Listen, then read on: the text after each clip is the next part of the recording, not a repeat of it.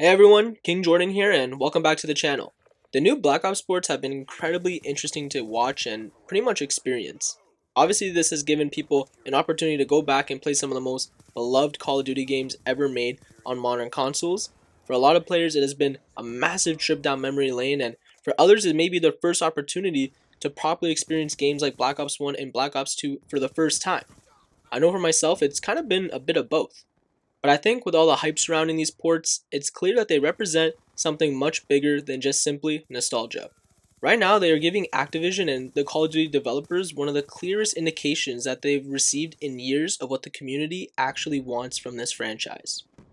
Activision can see the sales numbers, they can see how many people are playing, they can see which modes people are spending time in, how long they're staying on the game, and how the overall community is responding.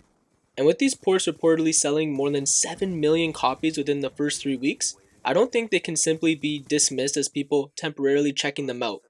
People are playing these games because they are genuinely that good. Despite lacking many of the features we now expect from modern COD, things like an FOV slider, dedicated servers, and a variety of different quality of life improvements, the core experience is still strong enough to bring millions of players back to the franchise. And in several areas, these games even feel better designed than most of the recent Call of Duty games we've received in the last couple years. So the question is not only why people are buying these ports, the more important question is, what does their success actually tell Activision about what Call of Duty players actually want from the franchise? Because for me, the answer goes much deeper than people simply missing old weapons, maps, or characters and just wanting to play these old games again.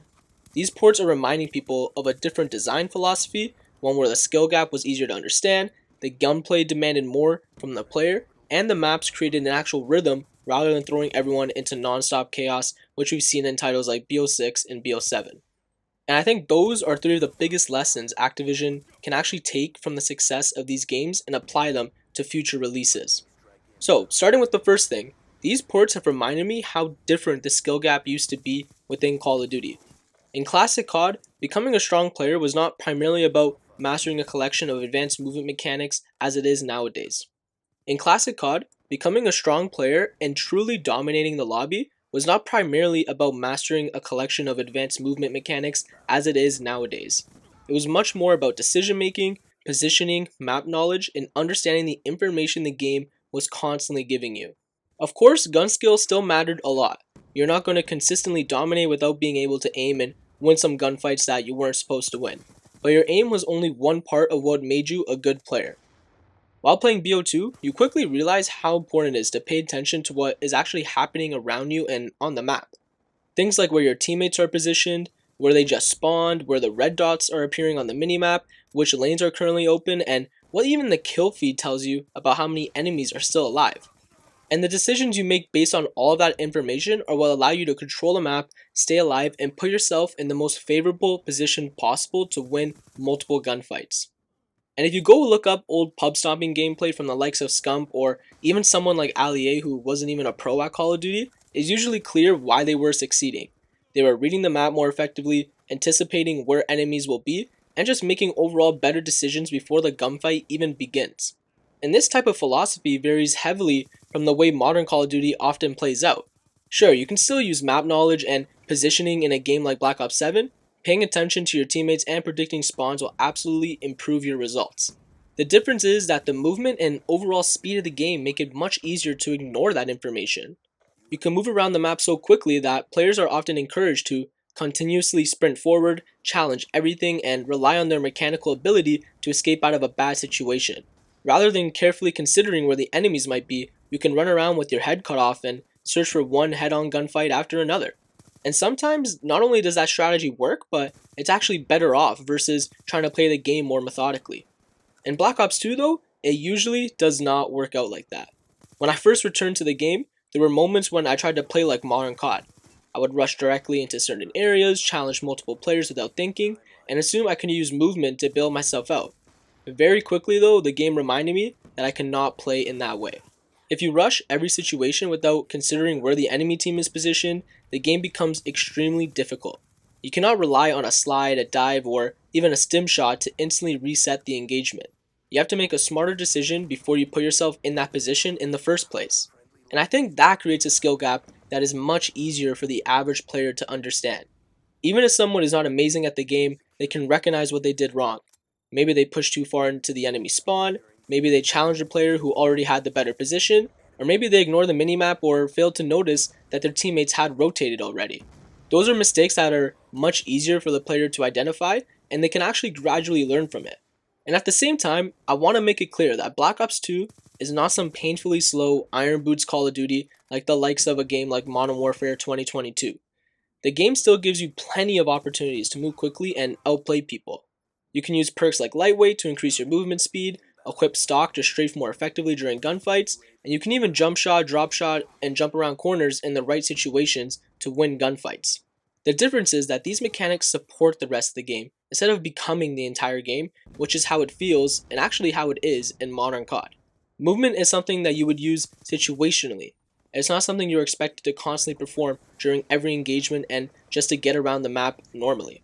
And I think jumping around a corner is actually a pretty good example of this. In games like Black Ops 6 and 7, sliding or jumping around a corner is often the default way to challenge someone and simply just move around the map. The game allows you to maintain so much weapon stability and momentum that there's very little downside to doing this. You land, immediately continue moving, and carry on as though nothing happened. In Black Ops 2, however, jumping around a corner can still be effective, especially when you know without a shadow of a doubt that someone is waiting on the other side. But once you land, your movement slows down significantly for a moment. You cannot endlessly chain that action together without a consequence. So that turns the mechanic from something that would be a constant requirement into something that is only good when used as a calculated decision. You use it when the situation calls for it, not because you are placing yourself at a disadvantage by moving around the map normally. And that is what I mean when I say the older skill gap was simpler. It was not necessarily easier to master, it was just simply built around fundamentals that were more readable and more directly connected to what was happening on the map, versus learning all the mechanics and trying to break the other player's camera in every single engagement. Now, the second major difference between these classic CODs and the modern CODs is the gunplay. Coming back to these ports made it so obvious how much harder it used to be to consistently hit your shots. The weapons generally have more noticeable recoil, but the biggest difference is how aim assist functions within these games. Technically, the strength of the aim assist itself is actually not drastically different from what we see from the newer CODs. The important distinction, however, is that each weapon category has a specific aim assist range. Once an enemy moves beyond that range, you lose that aim assist function on that enemy. And it can honestly feel slightly jarring at first, especially when an enemy is standing near the edge of that range and the aim assist suddenly turns off. But overall, I think it does create a much better experience for the entire game and the overall flow of the map. For one, it actually gives the weapon categories a much clearer purpose for how they should be used in-game. In modern COD, many of the strongest SMGs can function like a smaller and faster AR. They give you excellent mobility at close range while still allowing you to beam people from across the map. For me, Cold War's AK-74U is probably one of the clearest examples of this. At its strongest, that weapon could do almost everything you needed. You had the speed and handling of an SMG without having to sacrifice much at longer distances, and you could actually find yourself beaming people who were using ARs quite often. Now, Black Ops 2 does have powerful and versatile SMGs as well. The MSMC is obviously capable of killing people from a surprising distance, especially if you equip an attachment like Long Barrel. The difference is that actually landing those shots is much more difficult when the enemy is outside the weapon's intended aim assist range. You can still attempt the gunfight, but the game does not automatically make that engagement comfortable for you. And honestly, more times often than not, you're gonna lose that gunfight, especially if the other person is using an AR, sniper, or even an LMG. So that means the weapon you select has a greater influence on how you actually approach the map. An SMG player needs to find routes that brings them into closer engagements, versus an AR player who can control those longer sight lines but may struggle against a faster weapon in a tight space. The categories overlap enough that you still have freedom, but they don't all feel capable of doing the exact same thing. And the more demanding gunplay also changes the way it feels to move around the map. Modern COD has significantly faster movement, yet there are times where you feel afraid to cross an open area because almost everyone can shoot with near perfect accuracy. The moment you appear on someone's screen, you can be deleted from a long distance by a weapon that barely moves for them. And yeah, Black Ops 2 has no advanced movement, but because it is more difficult for the average player to land every shot, you do not always feel like you are going to be instantly beamed the moment you leave a corner or want to cross a certain area on the map. There's a little more uncertainty in every gunfight. Someone may have the first shot, but they can still miss their other ones, and you still have a chance to win it. And if someone tries to challenge you with a gun that's outside of their ideal range, they're actually taking a risk by doing so. And overall, it makes every gunfight you take and win feel much more rewarding. When you land several difficult shots and eliminate someone from a longer distance, it feels like you actually earned it and did it yourself. The game did not completely stabilize the weapon and guide you through the entire engagement, and the result is a clear mechanical skill gap without the gunplay becoming overly complicated. You have to learn your weapon, understand its effective range, and consistently control it. And for me, that is a much healthier form of difficulty rather than simply giving everyone laser accurate weapons and relying on extreme movement to separate good players from everyone else. And the final major lesson to come from these ports has to do with the map design in these games. Modern Call of Duty maps have received plenty of criticism, and I really hope Modern Warfare 4 can begin moving the franchise in a better direction in this domain. Over the past several years, many of the maps have either been poorly designed or far too small. Black Ops 6 was probably the biggest offender of this. It felt like majority of the MP experience was designed around constant action. You would spawn, take a few steps, enter a gunfight, die, and immediately repeat that process over and over again for 10 to 15 minutes. And sure, I'll be the first to admit, that kind of experience can be extremely fun, but only on certain occasions. Sometimes you want to load into a tiny map, stop thinking, and get into as many gunfights as possible, and that's completely fine. The problem, however, is when that becomes the main experience. When every match is operating at maximum intensity, that intensity eventually stops meaning anything. The game becomes exhausting and, strangely enough, begins to feel dull because there's no variation in the pacing and you're not really thinking while playing. Black Ops 7 did improve in this in a lot of areas because I actually really like most of the maps in this game, but even there, I often feel like I have almost no time to breathe. The combination of fast movement, small maps, and unpredictable player positioning creates a constant feeling of chaos. Returning to Black Ops 2 showed me how important it is for a match to have a natural rhythm to it. After getting a few kills, you can actually back away. You have time to reload, check the minimap, reposition, and make a decision about what you want to do next. Maybe you want to continue pushing towards the enemy spawn, maybe you want to hold your current position, or maybe you recognize that the spawns are about to flip and decide to rotate before the enemy appears behind you. The game actually gives you enough space and time to make those decisions for yourself. And as a whole, that also makes staying alive and building a streak much more satisfying. For me, while playing BO2, I've noticed that a kill streak actually feels like something you constructed through a series of successful choices. You moved into the right areas, won your gunfights, reacted to the changing spawns or other information the game gave you, and just basically avoided putting yourself in unwinnable situations. However, in many recent COD games, streaks can feel more dependent on surviving the chaos. You may win one gunfight and then another enemy slides around the corner and you have to kill him, then someone else may already be spawning nearby or sprinting behind you. There is just rarely a moment to actually reset. And when the game never allows you to reset, individual engagements just start blending together all in one. But the classic map design actually created separation between each encounter. There was still plenty of action, but the game was not desperately forcing it every second. The action developed naturally as players moved through predictable lanes and fought for control of important areas.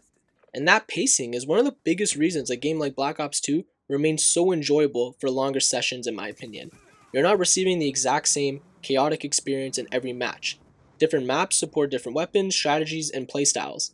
And even within a single game, there are moments of intensity followed by moments where you can actually think about what's going to happen next. That balance is something modern Call of Duty desperately needs to rediscover, and I really hope that Modern Warfare 4 can take us closer in that direction.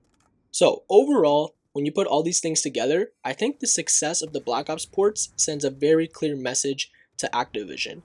The community does not simply want Call of Duty to become slower for the sake of being slower. Players want a game where the fundamentals actually matter again.